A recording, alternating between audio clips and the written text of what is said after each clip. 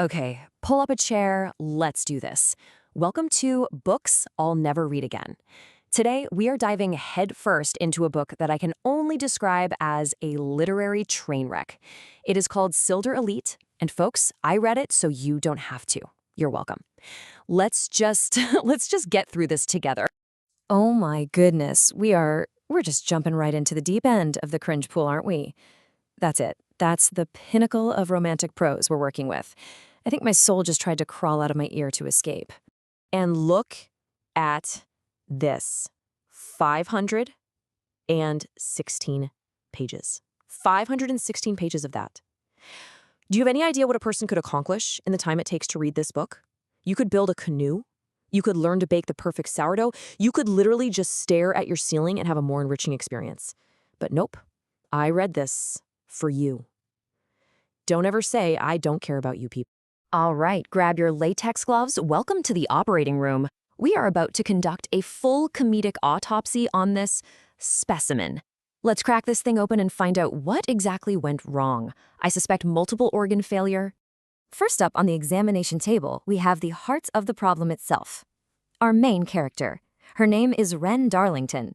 You know, a name that just screams gritty survivor and not, say, a new line of overpriced teacups. Let's take a closer look at this unique little bird. So here we have the I'm not like other girls starter pack. It's all here, folks. A bird name? Check. Vaguely tragic past? Oh, absolutely. Grew up in some place with a spooky name like the Blacklands? You betcha. She's an anomaly. She's just so special. You get it? She's not like those other girls who, I don't know, have normal colored veins. And this right here is the beautiful contradiction at the center of it all. On paper, her resume says hardened telepathic superweapon. But what are her hobbies? What does she actually do? She spends all her time staring at the jawlines of her enemies and complaining about how hard it is being special. The gap between what we're told and what we see is staggering. It's like finding out a Delta Force commando's primary skill is macrame. And that leads us to the official medical diagnosis. This character is suffering from a terminal case of what we in the business call Mary Sue-itis. It's incurable. She's got telepathy, she can read minds, and she's got some secret power that she uses like once to conveniently solve a problem. Her main superpower is that the plot just bends around her. Must be nice. Okay, deep breath. Let's move on from the brain and examine the heart. Or whatever the shriveled thing is supposed to be. We're now dissecting the romantic subplot, which is less of a beating heart and more of a toxic spill.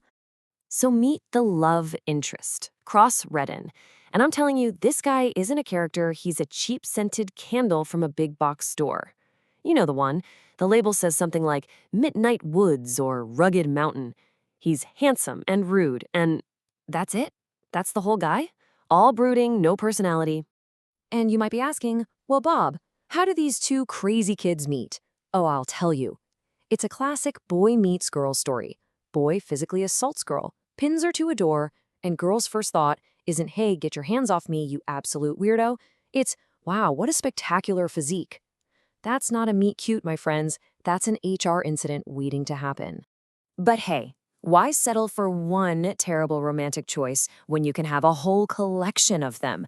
We've got Cross, the main brooder. We've got Kane, the flirty rival she makes out with right after a friend dies, which is, you know, a totally normal way to grieve. And then there's Jordan, a one-night stand whose name she can't even remember. Our girl's got options. All of them bad. And really, that's my final word on the matter. This whole romantic subplot can be boiled down to this: Stockholm Syndrome. But it's okay, because the guy is handsome. That's the trope. Let's move on before I throw something.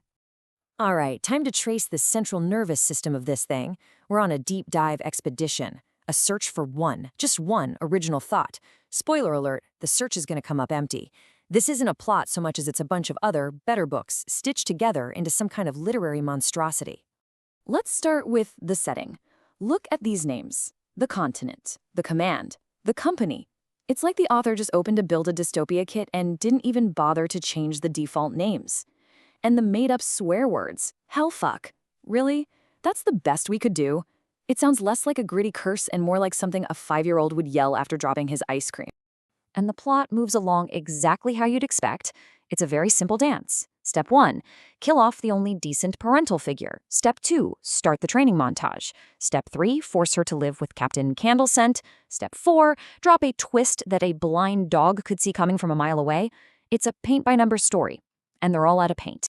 And this pretty much says it all, doesn't it? The big secret reveal is that the moody guy who works for the evil general is the evil general's son. I am floored. I am speechless. If that twist surprised you, I'm begging you, please go watch a movie or read a book, any book. Which brings us to the end of our examination. We've looked at the character, the romance, the plot. We've seen all the symptoms. So it's time for me, the medical examiner, to declare the official cause of death.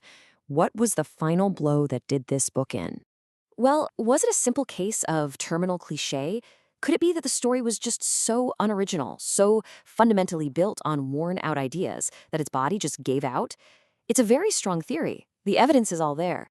Or what about adjective abuse? Maybe the prose was just so purple, so over the top, just trying so darn hard to sound epic that it collapsed under its own weight. Another very compelling argument. Or maybe, just maybe, it was a case of weaponized handsomeness. Is it possible that the combined force of all those chiseled jawlines and piercing eyes created a gravitational pull so strong that no coherent plot could escape its orbit? It's a silent but deadly killer. So, what was it? Which one of these things was the actual culprit? Well, the truth is, it was none of them. The real cause of death is something far more bizarre. Something nobody saw coming. That's right, it was the white coyote from Chapter 2. You know, the one Wren shoots right in the eye for no reason? Well, turns out that wasn't just some random animal. No, that was Stephen J. Coyote Esquire. He was a high-powered literary agent, and he was representing the entire animal kingdom pro bono. He got his paws on an early manuscript, saw what happened to his client, and filed a class-action defamation lawsuit that completely bankrupted the publisher. So you see, the book wasn't killed by bad writing. It was killed by animal-based litigation. Buzz off, you silly goose. I can't. I just can't. A lawyer coyote? Oh, man. All right, I gotta go. We'll do this again sometime. Maybe.